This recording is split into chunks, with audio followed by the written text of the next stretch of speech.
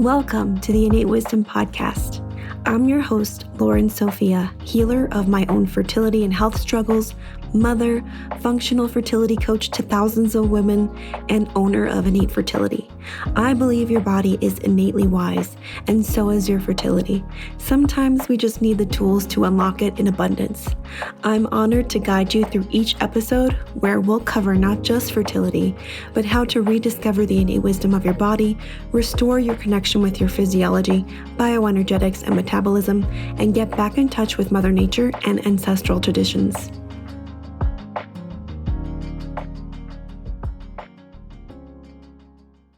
If you're on your journey to parenthood or are already there, potty training is something that you will definitely come across. And it can be both an exciting but really scary time for parents because potty training can be seriously grueling for some and really messy. And that's why I'm so excited for today's episode. And in it, I'm chatting with Andrea Olson, the queen of going diaper-free. We're talking about elimination communication, aka EC. Now, this isn't necessarily potty training, but you can use elimination communication to help you through the potty training process. And you might be surprised at when you can actually start elimination communication. I have many friends, students, and clients that are using this very successfully with their babies, with their toddlers, with their newborns, I should also include. Some have potty trained their babies before they even turned 1 year old. Yes, that is a fact. I'm telling you, it can really happen. You might be thinking, what? With 5 million exclamation points. That's literally insane. That's impossible. And I thought that too when I first heard about it. But honestly, I'm so stoked about implementing this with baby E. And if you want to hear the ancestral perspective on this, because there is one too, you will get that in this episode because I think it's important to know how things have been done in the past and also passed down throughout our time here on this earth. And elimination communication is quite old in that regard, which makes you think, when and why did we stop doing it in the first place? That's a big question I have. So I hope you're excited to dive into our conversation. Here we go. All right, everyone. I'm super excited to be back with you and welcome you back to the Innate Wisdom Podcast. Today, I have a super exciting guest. Her name is Andrea Olson. You might know her from Go Diaper-Free and Tiny Undies. And if you don't, we're definitely going to explain what those are because it's a really interesting and exciting topic, especially if you have a newborn or an infant or a child. We're going to be talking all about potty training. Welcome, Andrea. Thank you so much for having me. Yeah, thanks so much for being here. I super appreciate your time. I know how busy you are. And the information you provide parents is so invaluable. And it extends so much further than that. But today we're going to be really talking about potty training. And as sexy or unsexy as that may sound, I personally am super excited because I'm currently expecting. I'm 8.5 months pregnant and your method is something I'm really considering using. And so fantastic. Congratulations, by the way. Thank you so much. I'm super excited to share more about what you're all about with the audience. So just in case, for those that aren't familiar with you and your story, can you share more about your background and how you got into what you're doing today?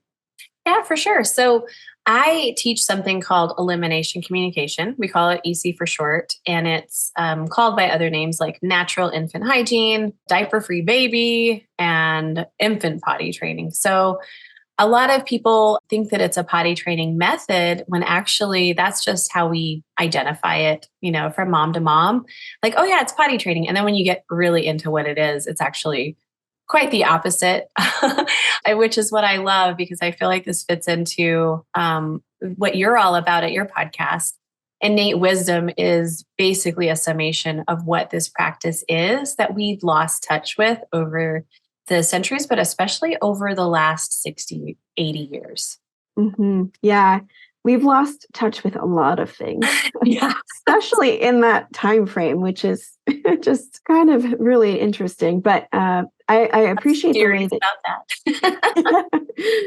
I appreciate the way you describe that too, because, when I think of elimination communication, the best way I can describe it to somebody else who has no idea is potty training. But I agree, it's so much more than that. And I'm excited to share and break that down for everyone. Absolutely. Yeah. So I can talk about 1,000 different things. And my biggest goal is just to make it simple for parents, just like, here's what it is. Here's how we do it. It's actually quite simple. If you just give it a try, it's really a lot easier than changing blowout diapers, which is not natural. And our babies are just wired for this. And then after they hear what I have to say, it's like, you can do as little or as much as you want. Just kind of want to preface the entire conversation with that, including for you. Like, you can do just once a day, try it out. Either way, it counts. And it is such a flexible practice that I just hope more and more people, once they know it exists, can try it out, because 9 out of 10 people are just like, yeah, if I would have known this, I would have done it. And unfortunately, the diaper companies, et cetera, don't really want us to know about this. The formula companies don't want us to know too much about how to breastfeed. The hospitals don't really want us to know much about how to birth naturally. So yeah, it's all in alignment with that. Oh yeah, for sure. We can have a whole conversation about that too. Yeah, for sure. Well, you mentioned, I think that's really important too, parents looking at it retrospectively, kind of like, I would have done this if I would have known about it. So can you explain what exactly elimination communication is? Yeah, for sure. Basically, our babies are born signaling to us that they would like to go to the bathroom hygienically. Now, just zoom out for a second. We are mammals. And as fancy as we want to make ourselves, we are mammals, we are animals. And think about it, nobody else uses diapers with their infants at all. We do, and it's a relatively new thing. So commercial cloth diapers about 200 years ago, and then disposable diapers, plastic diapers, about 60 to 80 years ago. And that's where you get into this. How did our whole culture shift? So what EC basically is what humans have done with their infants for all of human history, because of the way we've been created. So if you look at just the very, very natural human being without any kind of outer influence, we're born with this communication ability with our caregivers. Wolf puppies, same thing. So they'll whine and whimper and everything. And the mom, they pee in the den one time and the mom will nip them on the neck. No, we don't do that, and push them outside.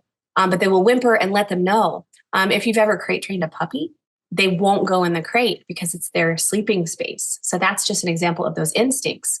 Well, our babies will often cry and cry and cry. Actually, all of them cry and cry and cry. And you're a new mom and you're trying to figure out what's wrong. You put them on the breast and they pop right off. You try to console them. You do the 5 S's, Harvey Karp stuff, and you like put the swaddle and the pacifier and the shushing and all this stuff. And they finally eventually give in. And what happens next is you usually check their diaper. And you're like, oh, you were wet or you were soiled. So let me change you. That's why you're crying. But if you rewind a couple steps, they were actually crying for you to take the diaper off. And we know this is true because the people who practice EC, and even people who don't, your baby will fuss and you'll be like, oh my gosh, I have to change your diaper. You open it and it's dry and you're not practicing EC and you're like, what do I even do? Like, you're dry. So just put it back on. And then they go within 5 minutes and then you change their diaper. Well, that's really backwards based on how we're built. So that baby is crying and fussing and essentially signaling to us. And just think about it like caveman era. If we were just born incontinent, which is what they want us to believe, we're just born incontinent, we're peeing and pooping all over the cave and all this stuff, and we have no control and there's no communication, we would never have made it this far as a human species, ever. Or cavemen even. We never would have evolved into Homo sapiens, because we would have had so much disease and just chaos. That is not how it is. And if we could rewind, and I wish we had like video footage from back then, and there is footage from all over the world currently where they don't use diapers, or there's a possibility of getting it.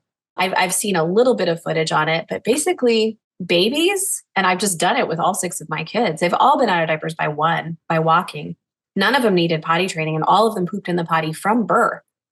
It was so easy because I started that way, but I also was just like, it doesn't make sense for me to have you go in the diaper, wait for you to finish pooping, watch you do it, and then clean it up afterwards.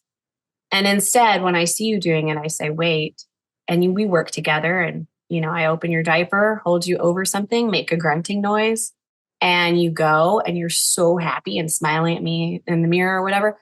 Like there is something that once you try it one time, you're just like, whoa, okay, it made sense. And now it makes sense.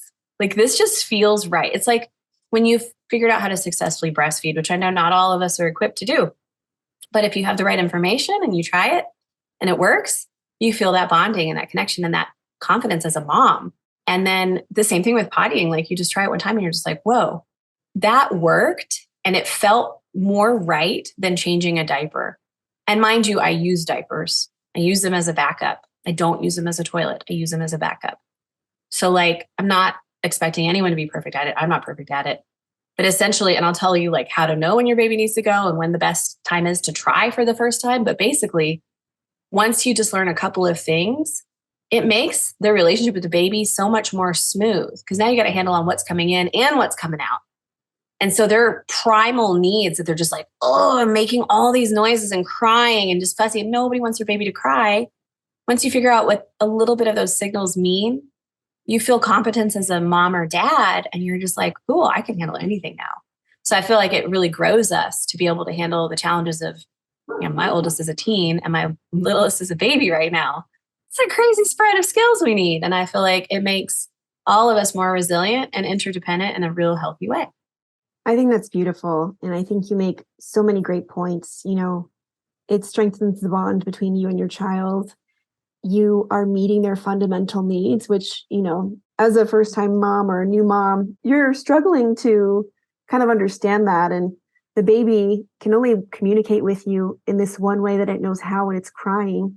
And so you're trying to interpret, what exactly is this? And, and so I think that helps take the pressure off a lot of the time, I feel like, because you have this new tool that you can utilize to really address possibly exactly what your baby needs. And I also love what you said too. It doesn't have to be 100% of the time. It can be, you can make it work for your lifestyle, and you don't have to be, it's not something that you have to do to an extreme, all in or nothing, or, all in or it won't work. I think that's really important too, because I feel like a lot of us are conditioned to kind of like, I don't know, go through life doing that in that way, doing things in that way. But there's flexibility, which is what you're saying. And that's really helpful to know that you really can't fail at this. No, it's just it's all learning. And that's all baby raising is. You're just learning. And then once you figure it out, they change. So it's really about having, like you said, the tool set. Like I need a tool in my tool belt for all the things. You got a couple basics for babies. You've got sleep, you've got feeding, you've got potty or / diapering, and you've got love and care, like the warmth thing, like the connection. I think there's, there are many more parts to raising a baby, but you look at the basics, we're missing a huge part. And it is literally all because they wanted to sell more product. And it's a shame, but, and definitely like, okay, modern life. I use a daycare, half days. My 8-month-old is in a half day daycare. It's the earliest I've ever done it. And all of them have been in something by like 1. But doing that, like I've had to let go of a lot of I want to do the potty thing all the time. And she's going in a diaper much more than my other ones. But I'm okay with it because guess what? When we're together, we're doing EC and it's beautiful. And when she starts walking, we're going to roll with it. And like, I even made an entire mini course on daycares because it was such a thing. Like, I don't want to start this practice if I'm not going to be able to do it fully perfectly. I'm like, yeah, you're not going to be able to do anything fully perfectly. You're a new mom, period. It will never happen.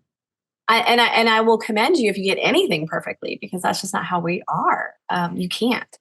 And I think that we miss the point. There's so much learning in being imperfect. There's so much learning in failing and learning, like what is the most important thing? And for me, I want to equip my kids. I don't want them to feel shame. And I don't want them to feel socially inappropriate, and I feel like having our kids in diapers at 2 and 3 years old, basically pooping in public is socially compromising for them. And I don't think that they would choose it. That's why they hide behind the couch to go to the bathroom because it's just not developmentally appropriate. But Pampers, did a study. They taught all of our pediatricians, you're going to harm your baby if you start early. Well, then what about the rest of human history? Did we damage every human being that has ever walked this planet? Because I will guarantee you they did not use a wearable toilet with them. Just like when you start to think about it, you're like, oh crap, yeah. And at the very least, at the end of this conversation, I encourage people to at least just potty train between 18 months and 20 months around in there before they start saying no all the time. That's also fine because that's going to be really hard and terrible for you. And like, there's no such thing as waiting for readiness. That is a diaper company tagline that they created. They created in a university. They rewrote our pediatricians' textbooks. I've seen them. There's lies in them about sphincter control. Babies are born with sphincter control. They don't develop it at 18 months. In fact, we teach them not to use their sphincters. I feel like there's so much stuff that's just backwards, all because of this massive multi-billion-dollar industry. And I've met an executive from this industry, and he was like, he didn't even know that EC existed as an option. And he was really trying to please moms and 35 years at Pampers, And he was like, yeah, I think we've gone too far, but I'm invested. So like, I'm not going to change it, It's a diapering culture. And I just want to give everybody permission to just try it, see if you like it, see if it's helpful. And at the very least, like just potty train as soon as possible before 2, because it just gets harder the longer you wait. It's just like, I wouldn't want to teach my 4-year-old anything right now that she would actually have to perform to my liking. So she's just really like independent. Yeah. I like to go on tangents on all the things because I feel like it's all connected. But basically, like, yeah, this is super low pressure and it is in alignment with baby's natural development, which is beautiful. Yeah. Thanks for all that. I think you made a bunch of really important points. And you're saying the things that most people, wouldn't be able to connect the dots on or just are too scared to say. So I really appreciate that.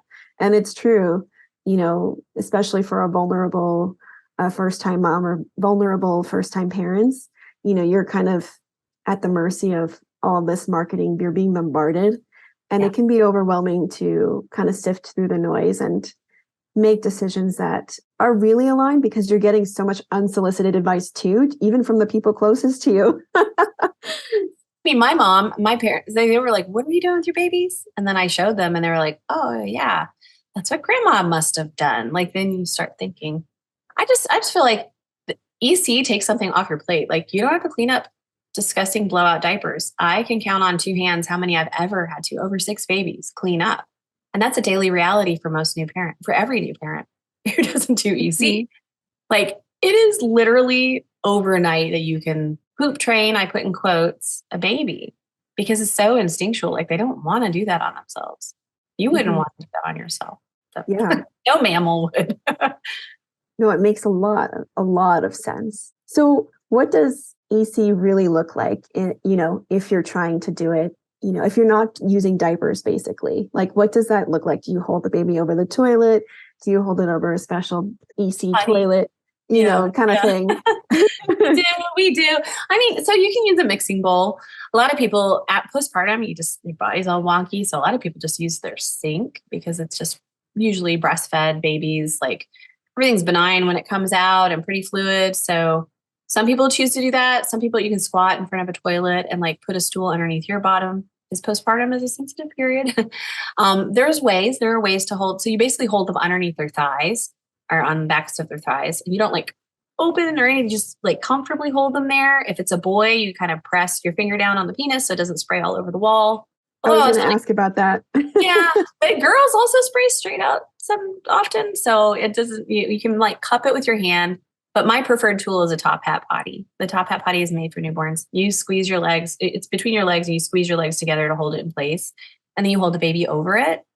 And actually I sell those at Tiny Undies because they went off the market. And I was like, oh, no, we can't have these gone. These are like, they've been used in third world countries for decades. And anyway, it just makes it really comfortable and you can do it on the go, wherever you are, throw it in your diaper bag. But how it looks is basically if you wanted to try it for the first time and you have a newborn, say up to 4 months, when they wake up, just hold them over something and make the sound of running water, which would be psst. And because of our hormones, and for you being pregnant, the antidiuretic hormone is a real thing. It's the primary reason you have to go to the bathroom all the time. It's not just the baby pushing down on your bladder because it happened before the baby was big. It's this hormone. This is a hormone that keeps us dry and from peeing and pooping ourselves when we're sleeping, all mammals. So when you wake up, that hormone wears off and your bladder fills. So it's a great time to offer the potty, and we call it a potty-tunity. It's an opportunity to use the potty. So when your newborn wakes up next time, just hold them over something before you do anything and just say, psst, and see what happens. You'd be surprised. Most people get their first catch and it feels like this wonderful high. You're just like, oh, I've got to learn more. And the second way to imagine, like throughout your day, if you notice your baby grunting, bearing down, and you're able to get to them, you just say, wait, hold them over the potty and go to make the grunting noise. This is what they do in third world countries today and did before the diapers started taking over. And we do use a diaper as a backup, like I mentioned. So I would say maybe 1% of ECers don't use any diapers at all for the whole time. But we live in a modern world, so you can use like cloth diaper or training pants or underwear or a diaper. So you just take it off, hold them over it. Even if they've gone poop or pee a little bit, you just offer again. When they're fussing and grunting and making pushing grunting things and they look like they're smiling, but they're actually grimacing, it's just a really good sign, right? And they look at you. After you catch one, they'll look at you. They'll start looking at you and their cry will change a little bit. And they're just like, it's like a communicator. They're like, oh, you're listening. I'm going to get your attention again. I need your help. Now, so we'd catch the poops, we catch the wake up pees. Before we put them in the car seat, it's always a really nice idea to potty them before the baby carrier because you want them to be comfortable and not fuss. I mean, who doesn't? When they get out of the car seat or the baby, when you start baby wearing, they start to wriggle and they just seem like they're so uncomfortable and they hate it. It's actually probably that they need to go to the bathroom and they don't want to go on you. So there are like major biological things happening in the first 4 months that you can take advantage of. That's why I always tell everybody start from the beginning because it's so much easier. They signal. It's just obvious. So when you start to decode them and figure them out and everything, then they start crawling and the wheels fall off the whole car. And you're just like, I'm not catching anything. Think about it. They could like crawl out of the hut and into the common pottying area with an older kid at that point. They don't need you anymore. So from hundreds of thousands of years of wiring, we wouldn't need help. So with EC, like I teach people in my book and my courses, like what to do during those transitions. And then really when they start walking, that's when our grandparents used to say, oh, I'm done washing cloth diapers. I'm not doing it anymore. And they start putting them on the toilet. And you just really start to figure out their rhythm. So baby has their own natural timing. It could be like a lot, or it could be like a camel. Your baby will be different. But I teach all this stuff. I kind of break it down visually because it's hard to imagine. But essentially, it's like there's a rhythm, like baby wakes up, goes pee, nurses, is awake for a little while. That first fuss after they feed is a signal to go to the bathroom. And that's like probably the biggest tip I could give anybody on this whole show. It's like when they first fuss after they've breastfed or bottle fed, that is a sign. Offer the potty and see what happens. It's so amazing. Then they're awake for a little while. Then you potty them again. Then they go to sleep. And then they wake up and they do it again. Like babies are so cyclical. So we kind of like replace the diaper change with change the diaper and offer the potty kind of thing to our rhythm. And at night, we either do it or we don't. That's what's great about diapers. We just don't have to if we don't want to. So that's like kind of a day in the life. It depends on how old the baby is, but it's roughly like that. Hey everyone, it's Loren here, just giving you a moment to take a quick break from this very stimulating conversation. I want to take this opportunity to remind you about all the resources you can take advantage of, including my free Get Pregnant Yesterday checklist, cycle literacy guide, prenatal primer, and sperm booster manual. I also have an amazing educational recipe guide called Innate Nourishment, created to help support your fertility from trying to conceive through postpartum, and my signature pregnancy prep e-course, Conscious Inception, that takes you from maiden to mother and has helped hundreds of women grow their families. I'll put links for all of these incredibly rich resources in the show notes, and if you're loving the show, don't forget to leave a review. Now, back to the episode. Yeah, and it sounds like you just learned how to anticipate, and there's so many specific points that are reminders anyway. It's not like, sure, the baby's reminding you, but there's also what you're saying is like, you can group this into like your routine in the morning.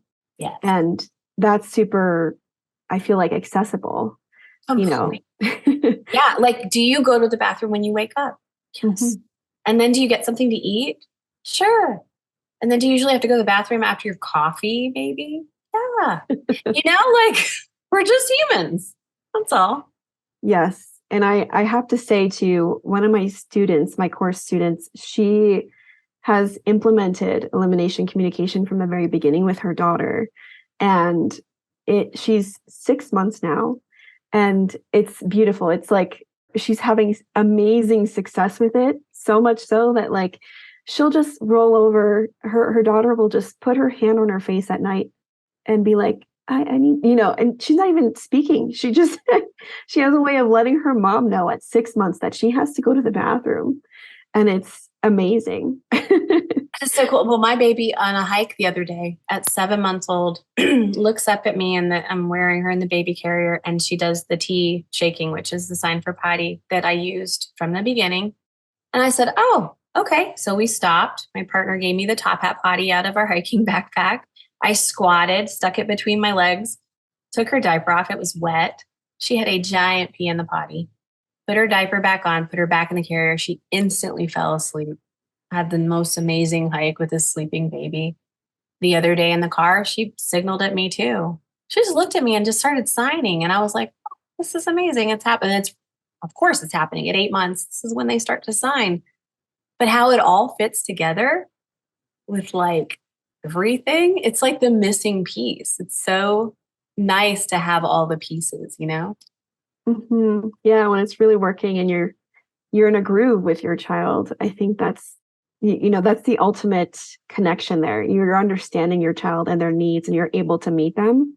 Mm-hmm. And I think that's where this is so much more than just potty training. It's like you can apply this connection into so many other facets of your parenting journey. Yeah, and I think it's an investment too, and it pays off because then your connection doesn't go away. It just evolves from there. And the thing is, like, EC is not easy for everybody. So like we have groups, I train coaches, they all help all of our people who have our books, because it's so pulled out of our culture and forgotten. So we literally have to learn it. Whereas before we wouldn't have had to learn anything. We would just do what everybody does. But the cool thing is it is teachable, it is learnable, and your baby is like the co-teacher. Like I'm the co-teacher and your baby's the co-teacher. And we're like both showing you how to do this through this responsive technique. And for me, like I can't imagine raising a baby any other way. And it is like a hybrid. I do use the diapers as a tool, but I'm not brainwashed into like, I only can use a diaper and only until 2 or 3. And then I'm going to have to do this traumatic potty training experience. And then it's going to backfire. So then I'll just put them back in diapers and then we'll use pull-ups for 5 years because I just don't know what to do. That's the default. And that's unfair to us parents. It's not fair because it's not the right information. We don't get the full menu to choose from, and we should be able to choose. I want to diaper my child for 3 years. I don't want to deal with this. Sounds like too much work. It's fine. For me, go into a bathroom and I see somebody changing a blowout. Potty my 6-month-old over into the toilet, full poop, put the same diaper back on him, leave. Woman's still changing the blowout.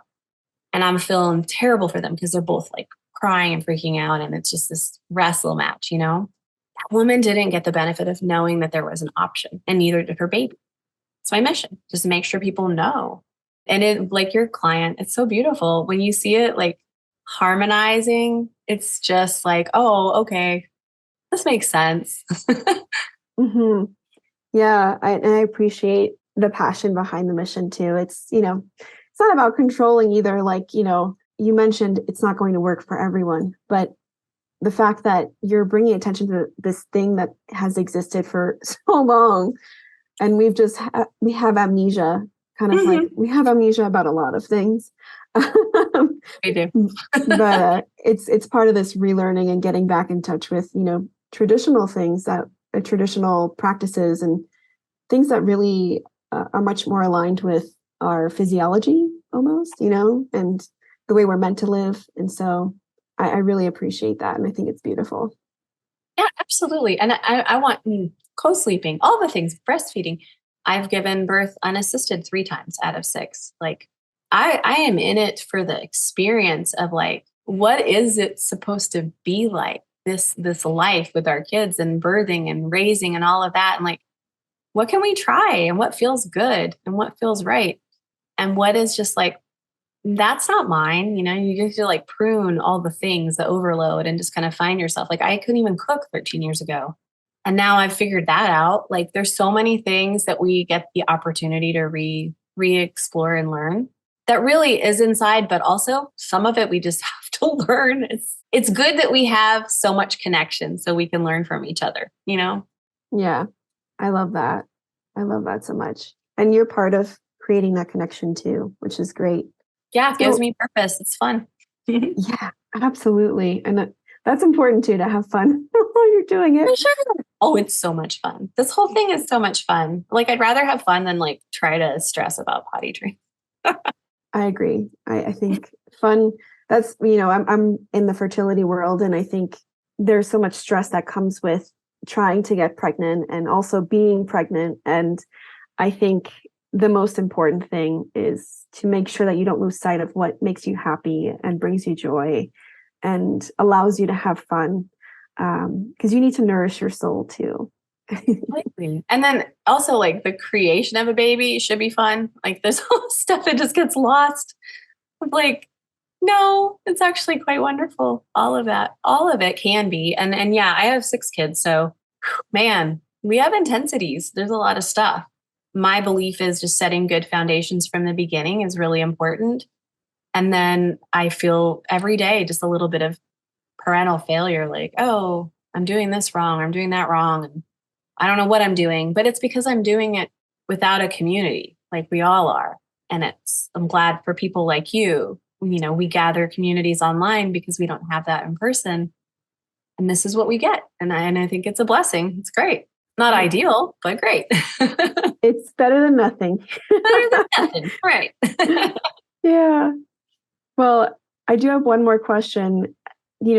For parents considering trying out elimination communication, this community support, because I feel like there probably could be a lot of judgment as far as, trying something new, especially, maybe navigating that in public as well. Do you have any sort of like words of wisdom for those parents kind of straying from the mainstream path, which mostly everyone listening here does that in some way, shape, or form? Yeah. But, even in public, bringing that potty with them, maybe feeling a little shy about, not necessarily embarrassed, but just, I don't want to have to deal with all the looks. Don't want to rock the boat, get some look. Yeah. This is a pretty common topic in our communities. A lot of us EC in the closet, so we don't tell anybody because it's not what it's about. Don't even post about it on Facebook because people say you're damaging your baby. I've heard some crazy stories. But when out in public, I'm just super discreet. So like the other day we were at church and I wanted to potty the baby before putting her in nursery and then when I picked her up from nursery. Okay, so I went in the bathroom. There's a closed stall with a changing table, thank goodness. I put my top hat potty on top of it and I put my baby on top of the top hat potty, caught a pee, dumped it in the toilet, put her diaper back on, went to the classroom and nobody knew that I did that. And then in the classroom, I didn't say, oh, you need to look out for a signal and you need to do what I do. I was like, I'm so grateful that you're watching my baby so I can go sing some songs and have some fun. This is fun for me. So I don't say anything about what I do. There's like this kind of semi-closet aspect about it, but really like, what would it be worth? Sometimes like I'll walk through a store and have a top hat potty in my hand. Nobody knows what it is. So nobody cares. People are literally more into their phone. They don't care what you're doing. I've done this on the airplane multiple times with multiple babies. And the most criticism I get is on Instagram. You should see one of my 2 viral reels on that. They're just like blowing up like, how could you do that next to a passenger? And I'm like, how could you let your baby poop in a diaper next to a passenger and then never go clean it up? Because you're not allowed to change a diaper in an airplane. Like, what are we supposed to do? So yeah, I put her on the potty and then it was just pee. I put a wet wipe in there to soak it up and it sat on the floor until we landed. Like nobody noticed. Nobody cared. And then, yeah, I like to be controversial about it because that attracts attention to it. And then the people who need to know and want to know are like, oh, cool, I'm totally going to do that. But there are going to be keyboard warriors everywhere. There are going to be naysayers everywhere. In public, nobody cares. Nobody notices. And like hide behind a tree if you don't want them to see you. It's like if you're purposely doing it in front of people, then you got to question that. Like, am I trying to get attention here? But really, when we're just trying to take care of the needs, like I'll breastfeed in public. Used to, I just pop my boob out, didn't care. Then I was like, you know what? I don't really want guys looking at my chest. So I have 2 shirts on right now. I would just pull the one up, pull the tank top down, and then my baby gets this little opening to nurse on and I don't expose. But when I was younger, I didn't care. And I don't know what all that's about, but it just, there's this sort of like discretion that I would tell anybody. If you feel a little weird about it, just be discreet. If you pretend like you have a 2 or 3-year-old and your baby needs to use the bathroom and you ask the store owner and they say, well, we don't have one, and just say, well, she needs to go. Usually they're impressed, not like, oh, how dare you, flight attendants, first flight with a 3-month-old, she was like, wow, good. That toddler over there went potty. Great. And I was like, no, this one did. And she was like, that's amazing. So I wouldn't let that keep you from trying it. And you don't have to do it on outings, but I will tell you, every person who's tried it on an outing says it's easier than doing it at home. Like I'm constantly pottying kids in my car. And at Tiny Undies, I have little potties for toddlers, but also for babies, and they're portable. And we just take them everywhere just in case. So it's like, yeah, a little bit of upfront work, but honestly, it's worth it. And then I just try not to attract attention. Like I clean up as if I would clean up after a dog in case we're like on a hike and I potty them in the bushes. But yeah, it's fun. I mean, you get to figure it out. It's new terrain, like with anything. Like, how do I breastfeed in public? Well, you figure it out. What makes you feel the most comfortable? Maybe you do it in your car. Or maybe you pump and you bring a bottle, maybe use a diaper. Yeah. It's all good. I never want a mom or dad to feel ashamed that they're not doing it right, or they're not good enough, or they just couldn't figure it out, so they failed. I just feel like knowledge is power. And then what are you going to do with it? Mm-hmm. Yeah. And I think that speaks so much. There are so many nuggets in there, but I think that also speaks to how this sort of method is so flexible, and that you really don't have to do it 100% of the time, like, in this one specific way. There's workarounds. If you feel comfortable, great. If you don't, that's also okay. And, it will still work and benefit you and have ripple effects. So, because if you're potty training after doing no exposure to the potty at all, and all they're used to is their diaper, it is going to be hard. Does that make sense? Like, there's no question about it. 2, 3, their entire life has been one way. And then you just say, oh no, we're going to do this now. That can be a little scary. So instead, like, it's an exposure technique. We're exposing them to it. Now, if you are really like, oh my gosh, how do I do this? I just want to do it. Like, I will show you how to do it. And it's pretty simple, actually. There's a little learning curve, but your baby is a learning curve.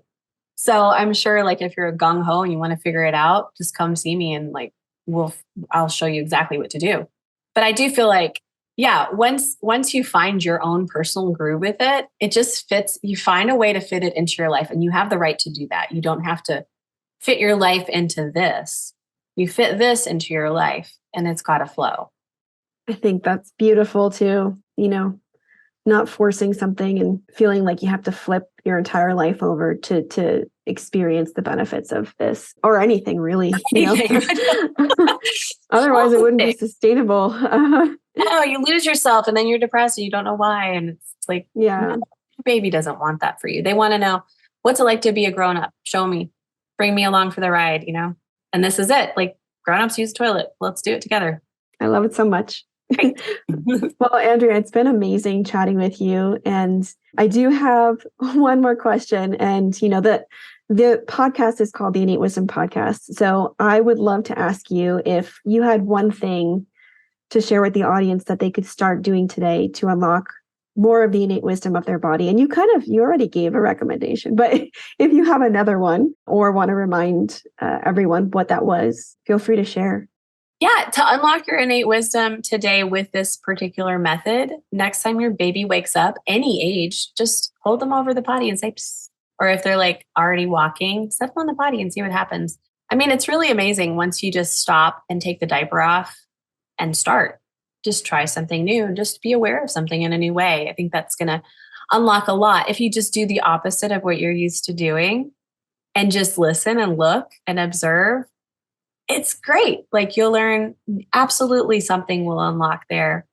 And then I think just as a woman, taking 5 minutes to yourself in a closet, staring at the wall, go to the bathroom by yourself, like whatever it is, I feel like just 5 minutes a day for us women who are new moms, that wisdom gets to come in and we get to hear it.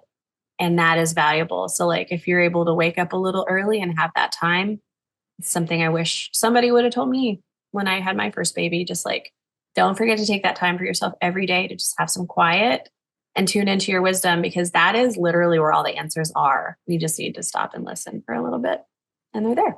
I think that's so well said. And it's a beautiful reminder. No matter, even if you're not a mother yet, I think just clearing out that space for yourself to just be and connect with yourself is so important. Yeah, definitely. Pre-mom, I was like, I would go dancing and find that space, like whatever the space is for you. If you have kids, and after that, just like keep that alive somehow in a small way, because it does pass and then you get your time back, but it's very important. Yeah, I love that. I hope that helps somebody listening. Same. Awesome. And how can people find you? I'm at Go Diaper-Free on Instagram and Facebook. You can find me on YouTube too, but mostly godiaperfree.com. And if you go to godiaperfree.com/start, that's my free easy start guide. And it's basically just a one page, and it shows you just a little overview of all the things I kind of mentioned today. It gives you a little chance to start and try it. And if you like it, from there, I literally have everything you'll need, even little 6-month-old underwear in case you need those, because my baby didn't have those. Yeah. And you can find us also at Tiny Undies as well. I love that. Yeah. Go check her out. And I'll make sure to link to all that stuff in the show notes too. And we do have a podcast as well, Go Diaper-Free podcast, that you can binge watch. We've got a couple hundred episodes of that. Amazing. Well, Andrea, thank you so much for sharing your time and your wisdom. I can't wait to catch up with you once I start elimination communication with my little one. I can't wait to hear all about it. Take care. We'll talk soon. Thank you so much for listening to the Innate Wisdom Podcast. If you enjoyed today's episode, please leave us a review and share the podcast with someone who you think might benefit. If you're new here, we can't recommend enough that you take advantage of my free resources, like the Get Pregnant Yesterday checklist, Cycle Literacy Guide, Prenatal Primer, and Sperm Booster Manual. And if you're trying to conceive now or in the near future, I invite you to join my pregnancy prep e-course, Conscious Conception. Make sure to follow me on Instagram too, at innate_fertility, and consider joining my newsletter to receive exclusive content related to fertility and so much more. A friendly reminder, the content shared on this podcast is for informational purposes only and should not be a substitute for the advice provided by your doctor or other healthcare professional. It is not intended to be, nor does it constitute healthcare or medical advice.